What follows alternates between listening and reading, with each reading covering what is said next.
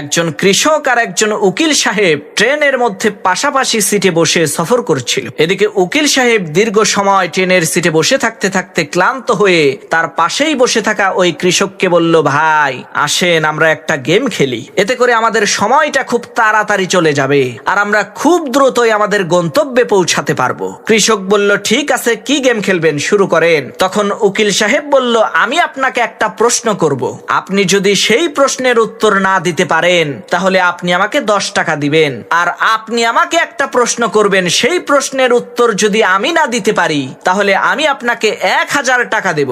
কৃষক বলল, ঠিক আছে, শুরু করেন। উকিল সাহেব প্রথমে প্রশ্ন করলো, ভাই বলেন তো পৃথিবী থেকে চাঁদের দূরত্ব কত? উকিল সাহেবের এই প্রশ্ন শুনে কৃষক কোনো কথা না বলে চুপচাপ পকেট থেকে 10টা টাকা বের করে সেই উকিল সাহেবকে দিয়ে দিল।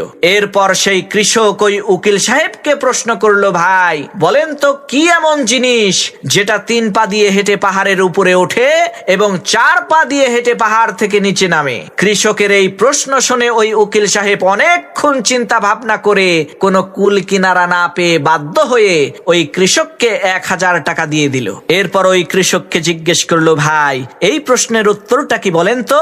তখন ওই কৃষক পকেট থেকে 10টা টাকা বের করে ওই উকিলের হাতে দিয়ে বলল, ভাই এই যে নেন আপনার 10 টাকা। উকিল সাহেব অবাক হয়ে বলল, ভাই 10 টাকা দিলেন কেন? প্রশ্নের উত্তরটা দেন। তখন কৃষক বলল, ভাই উত্তর তো আমি নিজেও জানি না, উত্তর জানি না বলেই তো গেমের নিয়ম অনুযায়ী 10টা টাকা দিলাম। তখন উকিল সাহেব কয়, লও ঠেলা, 980 টাকার বাস খাইলাম।